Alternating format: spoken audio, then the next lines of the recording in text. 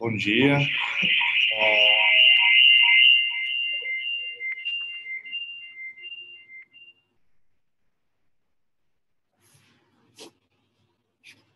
Bom dia, eu sou o Dr. João, residente aqui R3 de Urologia no Hospital Federal da Lagoa.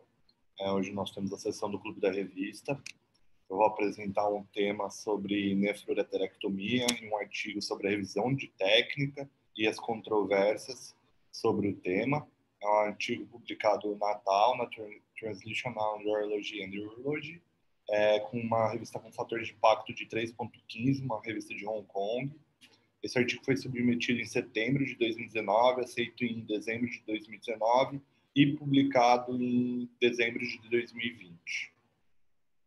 É um artigo pela divisão de urologia da Duke University dos Estados Unidos. A nefroureterectomia é o padrão ouro, né, do tratamento do câncer de trato urinário superior. Ela existe há mais de 100 anos, entretanto novas técnicas apareceram. E ele vai falar sobre uma revisão de diversas técnicas cirúrgicas, debate sobre temas que envolvem a nefroureterectomia, como a drenagem linfática do trato urinário superior, o manejo do carcinoma urotelial de trato urinário superior, se deve ou não fazer a ureteroscopia antes do tratamento, quando ocorre o envolvimento da adrenal, sobre as nuances sobre o trombo de veia cava, o manejo do ureter distal, e se deve ou não fazer uso de quimioterapia intravesical e sistêmica, tanto na adjuvância quanto a adjuvância. Embora ainda existam muitos estudos sobre a nefrourerectomia, existe ainda uma escassez de evidência de nível 1. Em 1898, Detu e Albahan descreveram a primeira nefroureterectomia, entretanto, Kimball e Ferris notaram a recorrência da porção distal remanescente desse ureter, demonstrando que tinha que ser ressecado todo o ureter, desde a pelva até o ureter intramural. Em 91, a gente tem a descrição da primeira nefroureterec videolaparoscópica, feita por Kleiman. Em 2001, com o auxílio do robô no tempo da nefrectomia. Em 2006, a primeira nefroureterectomia interarrobótica. Como eu já disse, a nefrourerectomia aberta é o padrão ouro, né, no manejo do carcinoma de células transicionais do trato urinário superior, de alto grau. É um estudo controlado comparando a aberta, o OE open e o L de laparoscópica. Aberta quanto a laparoscópica. A maior parte desses estudos é retrospectivo, mas mostra um tempo cirúrgico mais curto na aberta. Em compensação, o sangramento e tempo de hospitalização menor nas cirurgias laparoscópicas e robóticas. A linfadenectomia é mais realizada na robótica, com um número maior de linfonodos ressecados. No entanto, a robótica apresenta um maior custo em relação à laparoscópica, de cerca de $5.500 a mais. Existem diversas incisões que podem ser feitas na nefroureterectomia aberta. Ela pode ser tanto uma incisão quanto duas incisões, vai depender do cirurgião. Cada uma delas apresenta algumas vantagens e desvantagens quanto a posicionamento, quanto facilidade de exposição de certos lugares, dependendo da incisão. E isso vai depender muito do tipo do tumor, da localização e da preferência do cirurgião. Ela pode ser feita via laparoscópica, né? Pode ser realizada de uma só vez por um cirurgião experiente. O ureter distal pode ser um pouquinho desafiador nessa técnica laparoscópica. Não é incomum fazer o tempo da nefrectomia laparoscópica e o tempo da ureterectomia distal aberta. E quando feita a nefroureterectomia laparoscópica pura, o paciente tem que estar em posição de lombotomia modificada, sempre preso à mesa, caso necessite dessa rotação supina no tempo da ureterectomia. Os portais são colocados assim como a nefrectomia, pode ser feita uma triangulação com 3 ou 4 trocáteres. Aqui nós vemos imagens dos trocáteres, tanto na direita quanto na esquerda. A robótica é uma técnica similar à laparoscópica, ela pode aumentar a visualização, né? Tem um aumento de 10 vezes a magnificação e a destreza do cirurgião. Isso pode facilitar a ureterectomia distal. Antigamente, a gente tinha algumas limitações quanto ao movimento do braço do robô e encaixe, que podiam prolongar um tempo cirúrgico. Só que com essas plataformas mais modernas, a CIA, X e do Da Vinci, essas limitações foram abolidas, devendo a alterações do braço, mais proximidade nos braços. Aqui nós temos imagem de uma nefrectomia robótica, à direita a evolução dos robôs da Intuitive, da linha da Vinci. A ureterectomia distal, mas o cuff de bexiga pode levar a um aumento da sobrevida cancerígena específica e da sobrevida global. Não tem estudos prospectivos controlados comparando as técnicas. O padrão é a retirada de todo o ureter distal e o cuff de bexiga. Uma menor sobrevida cancerígena específica e global foi observada em pacientes que não foram submetidos a essa retirada do cuff durante a nefroureterectomia. Estudos menores sempre tem que ser interpretado com cautela, né? Mas diferente do que eu falei agora há pouco sobre a retirada do cuff de bexiga que melhora a sobrevida, Rai e colaboradores não demonstraram nenhuma diferença na sobrevida cancerígena específica nos pacientes que foram submetidos ao cuff. Entretanto, quando estratificado por localização, pacientes que foram submetidos à retirada do cuff de bexiga aumentaram uma sobrevida câncer específica nos tumores que eram ureterais, mas quando o tumor se localizava em pelve não teve diferença. Lupguezzini e colaboradores relataram que no tumor de pelve, o cuff de bexiga aumenta a sobrevida câncer específica nos tumores maiores que T3, ou que tiverem linfonodos positivos, só que sem diferença nos tumores não invasivos. Nem todos os urologistas realizam esse cuff de bexiga, né? Num trabalho recente mostrou que somente 68% de 4.200 nefroureterectomias foram submetidas ao cuff. Curiosamente, não observou diferença nessa sobrevida câncer específica, dependente do status do cuff. A cirurgia aberta do cuff de bexiga é considerado padrão ouro da nefroureterec, né? Como eu já disse. Ela permite o controle total da doença durante o procedimento.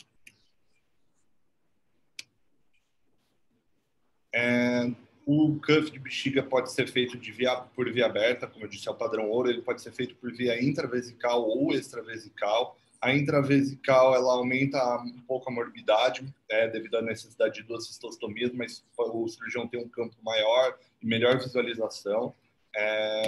A extravesical ela é menos morda, só que piora um pouquinho a visualização do cirurgião.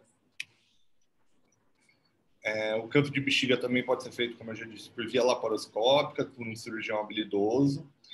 Já foi descrita a abordagem transvesical com a colocação de trocáter após a passagem do resectoscópio na ureterectomia distal. O tratamento endoscópico do cuff de bexiga é a partir de uma RTU. Ô, Thiago, você pode desligar um pouquinho o áudio, por favor?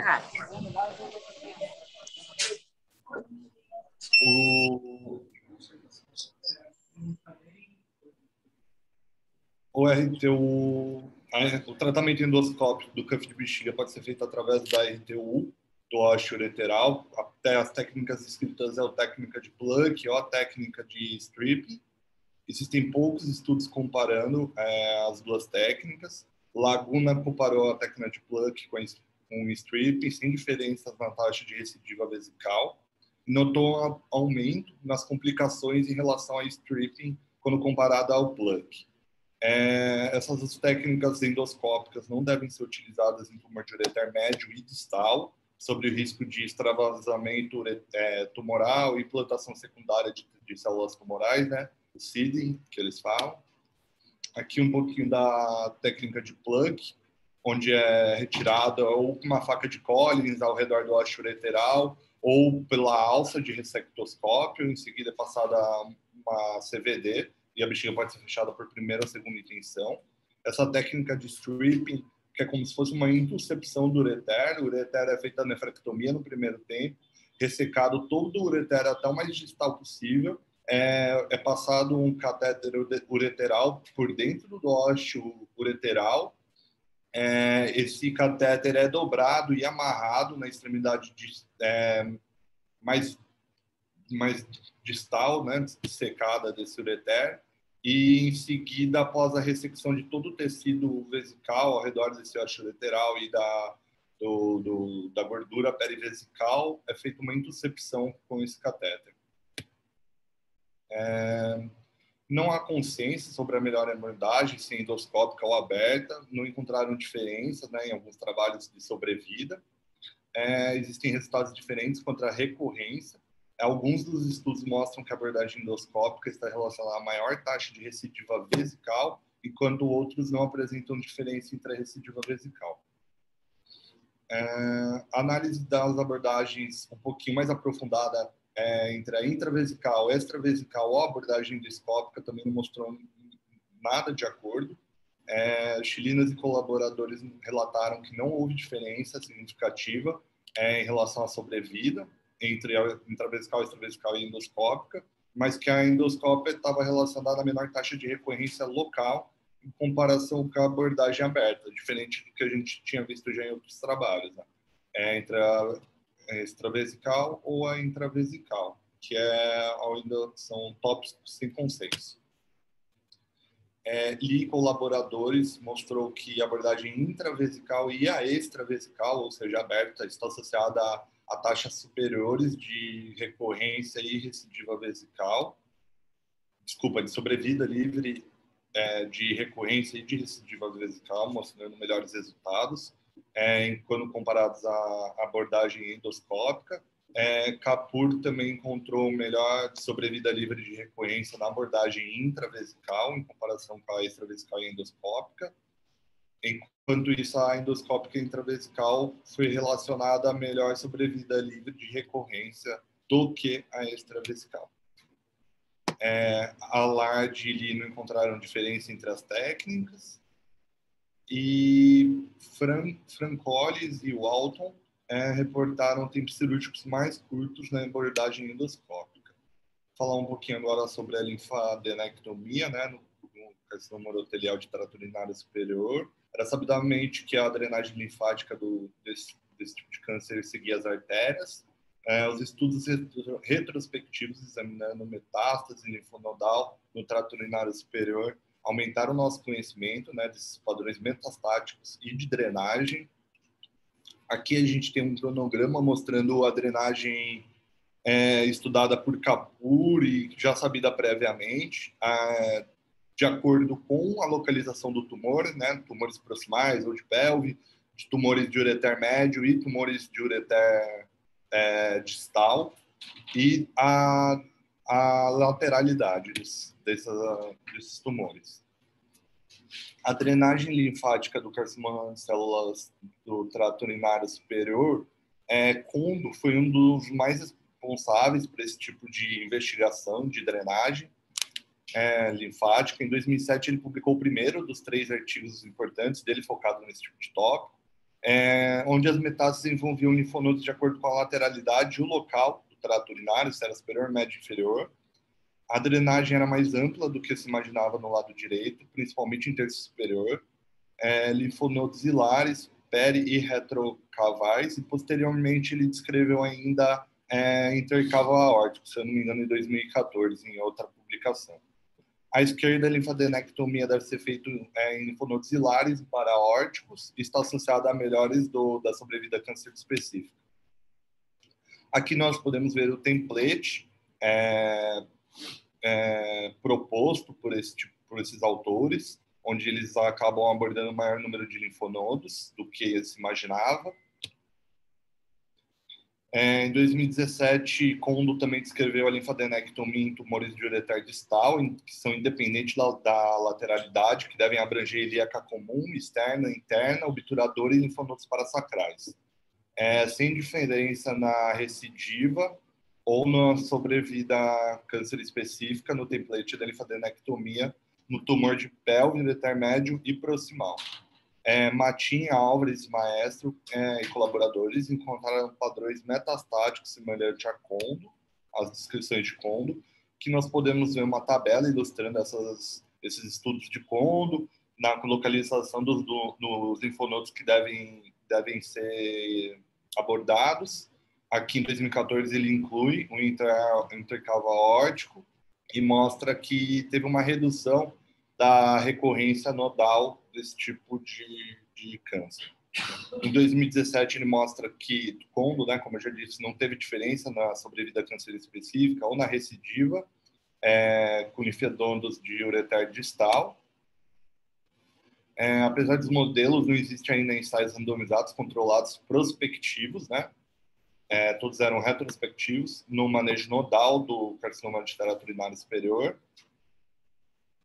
do carcinoma urotelial de trato urinário superior. Em 97, Komatsu e colaboradores publicaram resultados, né, numa experiência com 36 pacientes submetidos à nefroureterectomia mais a linfadenectomia, uma sobrevida global de 5 anos, de 21% para os pacientes que tiveram linfonodos positivos na peça. Não tiveram mortes relacionadas à doença em pacientes que não tinham linfonodos acometidos, né? O trabalho ele cita PT0, mas na verdade acho que é um PN0. A linfadenectomia pode fornecer algum tipo de benefício terapêutico de baixo volume em alguns pacientes selecionados, né? Mais para frente ele vai mostrar que são geralmente pacientes com maior que T2, né? Do câncer localmente avançado. Essa linfadenectomia pode ser útil no estadiamento dos carcinomas uroteliais de trato urinário superior, principalmente se for indicada a quimioterapia adjuvante. O MIAC teve uma série retrospectiva com 72 pacientes, onde 35 foram submetidos à linfadenectomia, 38 sem a linfadenectomia, e não encontraram diferença de sobrevida global quando compararam essas duas cortes. No entanto, esses pacientes não tinham invasão linfovascular, que não tinham invasão linfovascular, tiveram um aumento de sobrevida global, né? A linfadenectomia estava associada a aumento de sobrevida global.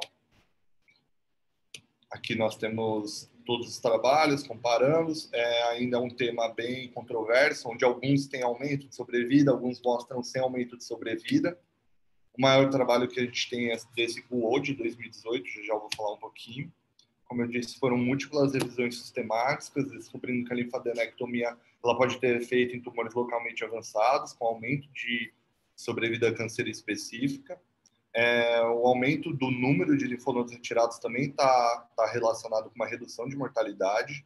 E o que a IAU fala para a gente? Que uma revisão sistemática com linfadenectomia completa pode melhorar o estadiamento, bem como a sobrevida câncer específica em tumores localmente avançados, diminuindo a recorrência local. Tumores que eram clinicamente sem linfonodo positivo, né, tumores localmente avançados, maior que T2, em 14 a 40% dos casos tiveram um linfonodo acometido após a linfadenectomia. No entanto, vários outros estudos recentes, né, de escala não encontraram nenhuma melhora de sobrevida câncer específica com a linfadenectomia. Tem esse trabalho de Manson, de 1.029 pacientes com nefroureterectomia com ou sem linfadenectomia, sem diferença na sobrevida se foi realizada a linfadenectomia ou se sem linfonodos avaliados, né? Só que ele tem um viés que uma pequena parte só desse trabalho foi submetida à linfadenectomia. Eram 1.000 pacientes, um quarto deles foram submetidos à linfadenectomia. Isso pode trazer um viés de avaliação dos resultados. 2010, Lugazini encontrou também diferença, né, na sobrevida, 5 anos de pacientes N0 ou NX. Em Nokush, revisou retrospectivamente uma corte multi-institucional com 2.000 pacientes e avaliou uma pior sobrevida global em pacientes que tiveram linfonodos acometidos, com uma sobrevida global de 5 anos de cerca de 30%.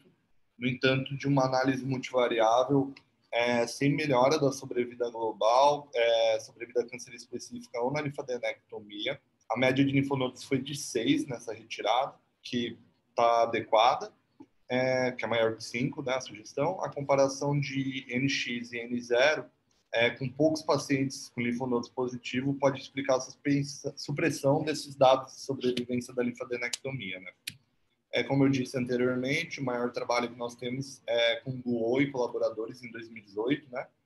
Ele fez uma revisão sistemática, uma meta-análise, né? Foi a primeira, com 11 estudos, totalizando 7.516 pacientes, sem diferença no risco relativo, né? O hazard ratio, entre pacientes que fizeram cirurgiões que fizeram a linfadenectomia e pacientes que foram submetidos à linfadenectomia ou não foram submetidos. sem diferença na sobrevida global entre P0 e PX, e N0 e NX. Só que na análise de subgrupo, não encontraram diferença nas taxas de recorrência dos pacientes submetidos à linfadenectomia versus que não foram submetidos à linfadenectomia em localmente avançado. Entretanto, eles visualizaram uma melhora de sobrevida câncer específica, quando comparada a pacientes que não tinham linfonodos acometidos dos que tinham linfonodos acometidos. A conclusão é que a linfadenectomia pode aumentar a acurácia, né, nessa predição de estágio de sobrevida, entretanto, o impacto individual na sobrevida ainda permanece obscuro. A EAU fala que, embora as diretrizes não concordem, né, que a linfadenectomia melhora o estadiamento no carcinoma urotelial de trato urinário superior, a EAU é contra a linfadenectomia em carcinomas uroteliais superficiais, né, o TA e T1, e tem uma recomendação de grau C para linfadenectomia de trato urinário superior invasivo, né, o maior ou igual a PT2. Eles relatam que um ensaio clínico prospectivo, randomizado e controlado, poderia ajudar na elucidação e na sobrevida desses pacientes com carcinoma urotelial de trato urinário superior, se houver. Quanto à adrenal, no carcinoma urotelial de trato urinário superior, é uma metástase incomum, né? Acontece em 1 em 116 pacientes. Nas últimas 3 décadas, nós temos estudo demonstrando a utilidade da adrenalectomia concomitante à nefroureterectomia. Um trabalho de Huang com 110 pacientes, 40 foram submetidos a adrenalec no momento da nefroureterec, com uma preferência de cirurgião, né? Não reportaram nenhuma metástase.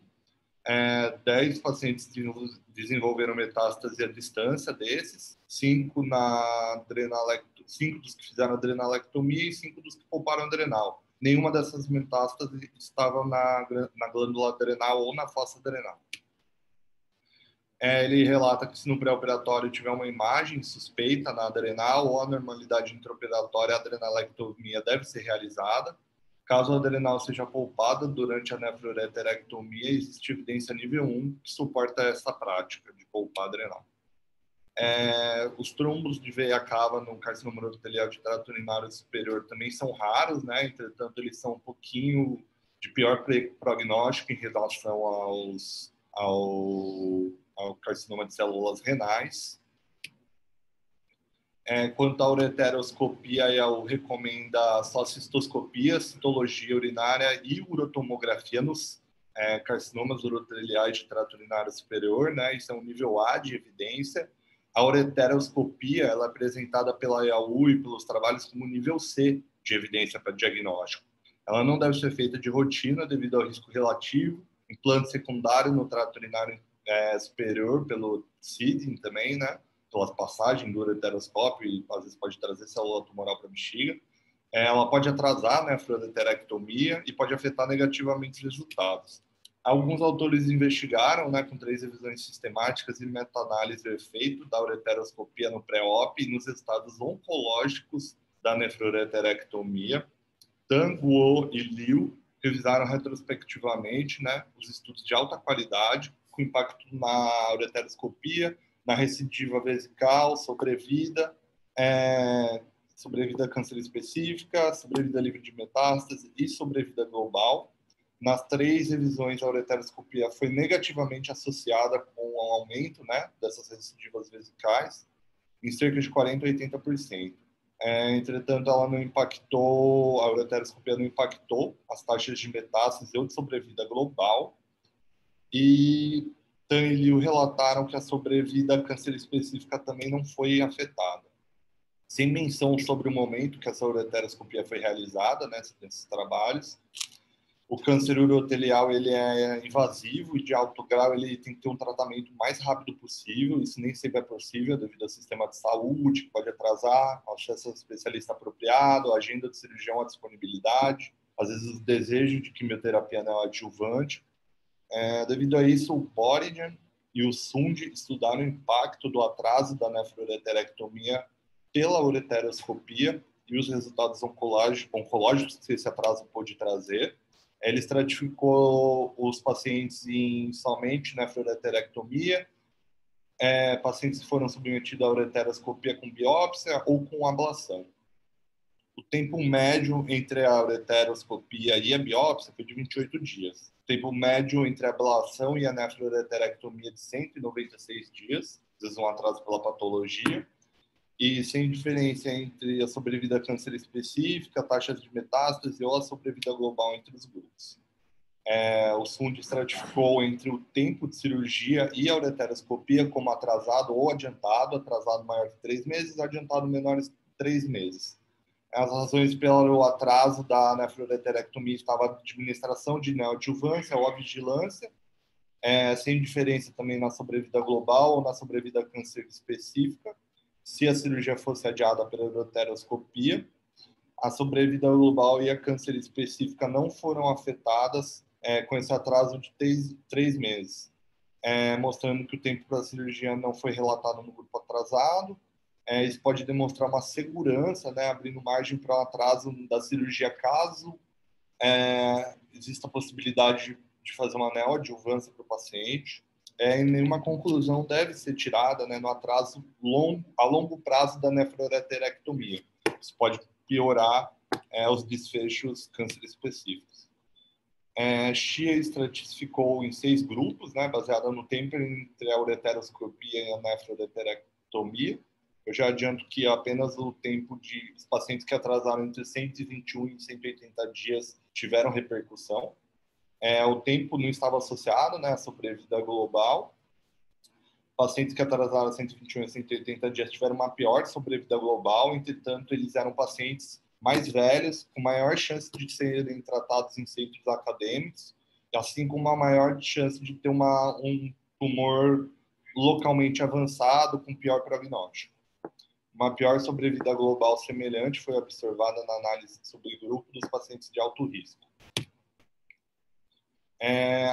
A ureteroscopia, né, ela aumenta essas taxas de recidiva vesical, como eu falei no início, sem impacto negativo na sobrevida câncer específica, nas taxas de metástases ou na sobrevida global. Apesar dessas avaliações elas serem retrospectivas, atrasos menores que 121 dias aparentemente não afetam negativamente os resultados oncológicos. Existe ainda uma necessidade de dados prospectivos em todos os aspectos em relação à ureteroscopia e à nefroureterectomia, especialmente na necessidade de reduzir essa recidiva vesical. Talvez estudando uma possível profilaxia no perioperatório com uma quimioterapia intravesical antes de realizar essa ureteroscopia. Falar um pouquinho agora do tratamento de quimioterapia neoadjuvante e adjuvante, né? Desculpa, falando do intravesical antes, já eu falo sobre a quimioterapia perioperatória. O carcinoma de células transicionais, ele tende a ter uma recorrência alta, né, independente da localização do tumor. As taxas de recorrência vesical após a nefroureterectomia giram em torno de 15% a 50%. Eles explicam essa recorrência talvez por a semeadura intraluminal ou essa mudança de epitélio, são as principais hipóteses de recorrência, né? O uretélio ele é submetido rotineiramente à passagem de agentes cancerígenos, que pode levar a mutações inerentes das células, ou até por uma provável semeadura por tumor urotelial de células secundárias, que pode ser recorrente através de clones de células alteradas. A recorrência ocorre da propagação das células tumorais intraluminais, e a quimioterapia intravesical ela pode ser eficaz nessa prevenção de recorrência. Dari, em 87, usou a quimioterapia intravesical, né, foi o primeiro na prevenção da recidiva pós a nefroureterectomia, com um combo, né, uma mitomicina, carboquana, acitosina, arabisnosídeo e adriamicina. 2 anos pós-operatórios, apenas 2 pacientes tiveram recidiva vesical. Em 2001, Sakamoto relatou 25 pacientes com uma dose de mitomicina 20 mg, mais o arabinozídeo de citosina. Em múltiplas revisões e meta-análise tem mostrado que uma única dose da quimio intravesical profilática no pós-op ou até no perioperatório está associado a uma redução. A recomendação do guideline é uma dose o que pode levar à redução na recidiva. Apenas em 2015, que a IAU colocou no guideline dela, né, que recomendando nos carcinomas de trato urinário superior, uma recomendação grau B, baseado em 2 estudos controlados, randomizados, né, ensaios clínicos randomizados e controlados, os quais mostraram 52% na redução do risco da recorrência intravesical e 13% na redução do risco absoluto. Foi realizada a instilação de uma única dose de químio intravesical 10 dias após a nefroureterectomia, nesses ensaios clínicos. Existe um ensaio clínico com o nome de ODMIT-C, e Ito e colaboradores, eles realizaram ensaios, né, investigando o uso da químio intravesical na recidiva após nefroureterectomia. O primeiro foi utilizando a mitomicina, o segundo a pirapubicina. Ambos tiveram redução na recorrência, mostrando que essa quimioterapia intravesical diminui realmente a recorrência, e mostraram que o número necessário para tratar foi satisfatório. No momento, esses trabalhos estão recrutando estudos para a fase 3. Existem dados robustos mostrando diminuição da recidiva intravesical com a quimio intravesical. Entretanto, boa parte dos urologistas não administram no perioperatório ou na quimioterapia intravesical. Uma pesquisa recente dos urologistas dos Estados Unidos, que rotineiramente realizam a nefroureterectomia, mostrou que apenas 50% deles realiza essa quimioterapia intravesical no pós-operatório. As razões foram a falta de evidência, que está meio que caído, que tinha um monte de evidência mostrando melhora, preocupação em relação à morbidade e toxicidade desse paciente, infraestrutura do escritório, do consultório, eu acabei traduzindo como escritório, não favorável ao seu uso. Além disso, alguns urologistas suspeitam do momento ideal para a instilação, se é melhor no perioperatório, no pós-operatório, com quantos dias de pós-operatório. Os ensaios do ITO e do ADMIT-C, que realizaram essa quimioterapia intravesical no pós-op, tiveram uma preocupação com o extravasamento para o campo operatório, numa teoria que a instilação no intraoperatório é superior. O Moriarty e colaboradores demonstraram que essa quimio intravesical no intraoperatório foi segura para se administrar. Esse estudo foi feito com mitomicida, instilado no início da cirurgia e drenado somente antes do início da ressecção do cuff. Ele não apresentou complicações maiores na escala de Clavin, né? Grau 3. Noening e colaboradores tiveram uma pequena revisão retrospectiva, com químio intravesical no intra e no pós-op, com mitomicina instilado no início da cirurgia e drenado também um pouco antes da ureterectomia. Tiveram taxas de sobrevida livre de recidiva maiores no pós-operatório. Atualmente existe um estudo fase 2, estudando o momento ideal para essa instilação da mitomicina intravesical. Falar um pouquinho da quimioterapia perioperatória, tanto a neoadjuvante quanto a adjuvante. Existem muitas evidências para a quimioterapia no câncer de bexiga, né? Entretanto, por ser um pouco mais raro, poucas evidências no carcinoma urotelial de trato urinário superior. Tem um número, como eu disse, limitado de estudos, sem evidência no nível 1. Não existem diretrizes pela NCCN, a UOA e UEI, apoiando o uso de quimioterapia perioperatória no trato urinário superior, né, nos carcinomas uroteliais. A literatura disponível com resultados mistos quanto à eficácia dessa quimioterapia perioperatória, né, principalmente da quimioterapia adjuvante. Existem respostas diferentes entre a quimioterapia, né, entre o câncer de bexiga e o câncer urotelial. Eles não sabem dizer ao certo se você pode usar o que você tem de estudo do câncer de bexiga músculo invasivo para os carcinomas uroteliais do trato alto, devido a diferenças celulares e de DNA entre os dois. Assim, não se poderia extrapolar, né, esses dados do câncer de bexiga para carcinoma urotelial do trato urinário superior. Grandes estudos não observaram o impacto nessa sobrevida com QT perioperatória. Esses estudos mais antigos, né, a gente tem um pouquinho de mudança nos estudos mais recentes. O NESH e colaboradores, em 2018, tiveram uma revisão multicêntrico, onde não foi observada melhora na quimioterapia adjuvante para o carcinoma urotelial de trato urinário superior, com uma proporção maior de estudos, de revisões e meta-análises recentes têm sugerido um benefício na sobrevida com o uso dessa quimioterapia perioperatória. Tem ocorrido um aumento, né, nesse uso da quimioterapia perioperatória, segundo a base de dados de câncer. Esse GIM e colaboradores relatou um aumento de 9,6% para 13,8% dos pacientes submetidos à nefroureterectomia de 2004 a 2013, principalmente de quimioterapia neoadjuvante, que aumentou de 0,7% para 2,1%. A quimioterapia adjuvante, por os trabalhos serem muito recentes mostrando melhora, permaneceu estável. Os regimes de platina para o câncer de bexigas guiam, né, o tratamento do carcinoma urotelial de trato urinário superior.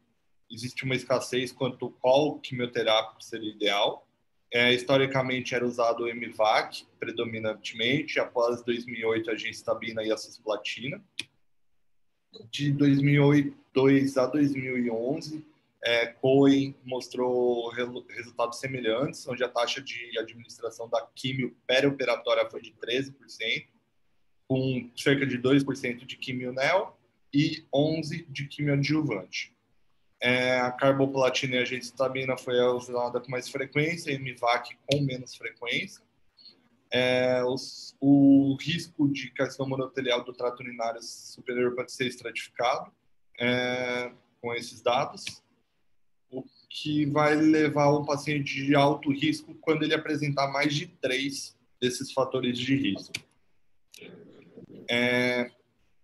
A quimioadjuvante mostrou melhora, né, nas taxas de sobrevida livre de recorrência, sobrevida a câncer específico em alguns trabalhos, principalmente de pacientes alto risco.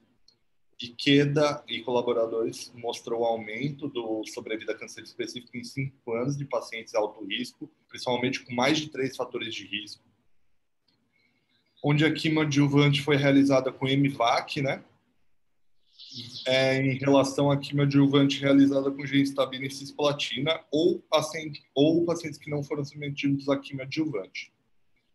Shirotaki também avaliou pacientes de alto risco que foram submetidos à quimioterapia adjuvante, também obteve melhora na sobrevida livre de recorrência e na sobrevida câncer específica.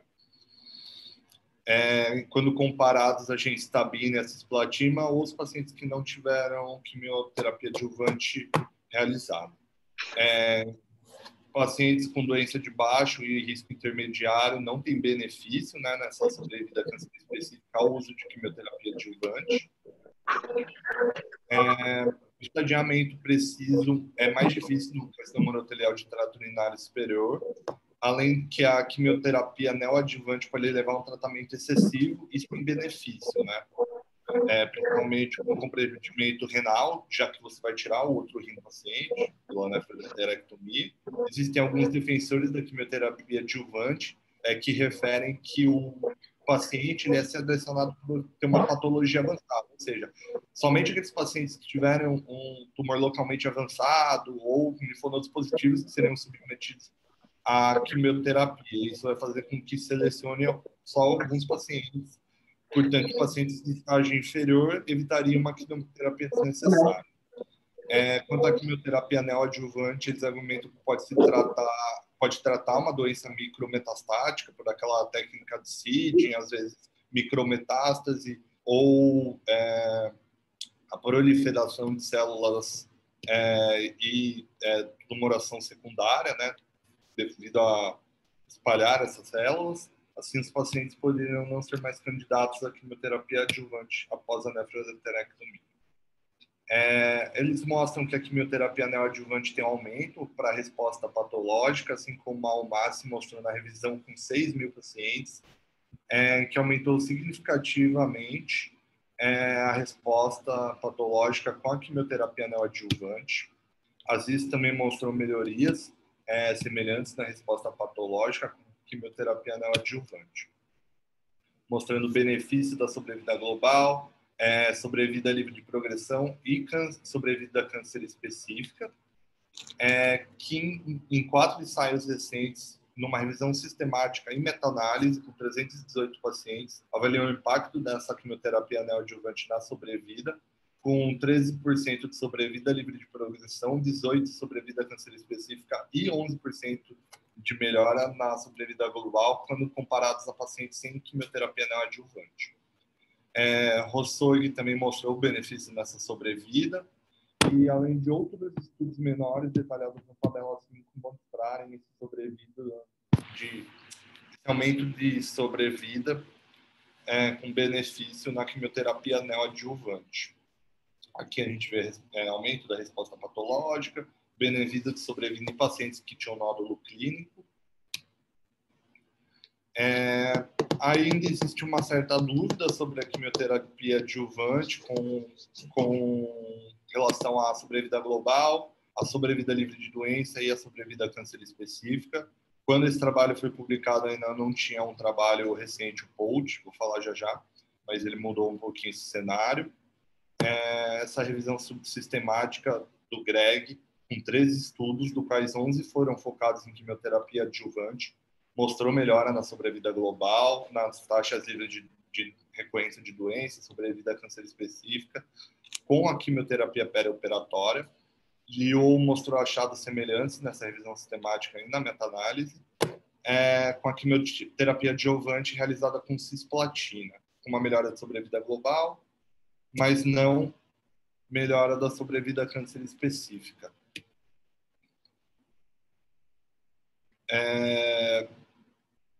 Mostrou uma melhora na sobrevida global, principalmente também evidenciada em tumores metastáticos. SAI-100, uma revisão de 3.200 pacientes, mostra melhora nessa sobrevida global com quimioterapia adjuvante. Uma melhoria semelhante na sobrevida foi observada também em estudos individuais. Ele também avaliou, como eu disse, melhora no carcinoma urotelial de trato urinário superior metastático, ao qual foi submetido a nefroterectomia também, uma melhora de sobrevida em 3 anos. Ao contrário do que eu mostrei agora há pouco, NASH e AF eles têm resultados negativos quanto a essa quimioterapia adjuvante, onde não tiveram melhora de sobrevida global e nem melhora de recidiva quanto à doença e sobrevida global. Aqui o trabalho o que mostra que era bem contraditório ainda, né? Aqui a gente vê o SAI-100, 2017, mostrando melhora, né, nos tumores principalmente localizados, não localizados ou com linfonodos positivos. E aqui o contrário de NASH com 1.500 pacientes sem melhora na sobrevida global. Como eu falei agora há pouco, esse ensaio POLT é um ensaio recente de evidência de nível 1. Foi apresentado como resumo na época em que esse trabalho que eu estou apresentando estava sendo feito. Entretanto, ele já saiu, esse ensaio POLT, foi um ensaio clínico controlado e randomizado de uma forma prospectiva.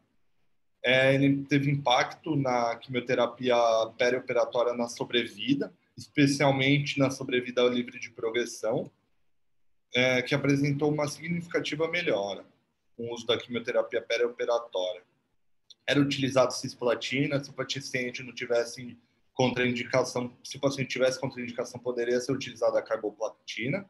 O recrutamento de pacientes foi interrompido, né, devido à significativa melhora da sobrevida livre de progressão no braço que estava sendo feita a quimioterapia adjuvante. Aqui ainda coloquei, como embora ainda não publicado, mas ele já foi publicado. Os resultados são de evidência nível 1, apoiando a quimioterapia perioperatória no tratamento dos carcinomas uroteliais de trato urinário superior. Esse ensaio POLT, ele não é isento de limitações. Os critérios de inclusões eram pacientes estadiados cirurgicamente, localmente avançado, com N0 a 3, ou com localmente não avançado com N positivo. Os pacientes inaptos eram excluídos.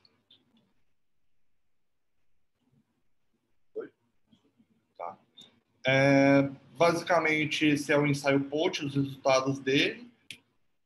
Aqui a gente vai falar um pouquinho das diferenças da nefroureterectomia aberta em relação à laparoscópica. Elas existem em equivalência de resultados oncológicos. Como eu já disse anteriormente, principalmente a aberta é a indicação absoluta da nefroureterectomia. A laparoscópica tem sangramentos menores e diminuição do tempo de hospitalização. A laparoscópica acaba sendo um pouquinho mais difícil o tempo do ureter distal, mas a maior parte dos trabalhos mostram isso, quanto ao sangramento estimado, ao tempo de hospitalização. A laparoscópica é oncologicamente equivalente à aberta, né? Não tem, são poucos trabalhos ainda, e a maior parte deles são retrospectivos, mas os que nós temos são oncologicamente equivalentes. Só que tem um viés de seleção, porque geralmente as laparoscópicas são tumores menores ou não localmente avançados. Isso pode sugerir que a laparoscópica pode ser inferior em relação à aberta. Ainda precisam de novos trabalhos sugerindo isso. Existem também a relação quanto à robótica, em que mostra também, como na laparoscópica, equivalência quanto à parte oncológica. Entretanto, na robótica, existe uma maior dissecção de linfonodos e o maior número de linfonodos dissecados, com maior template, menores taxas de morbidade, assim como, em relação à aberta, menor tempo de hospitalização e menor sangramento. Só que a aberta tem um menor tempo cirúrgico. Muito obrigado. Por hoje é só.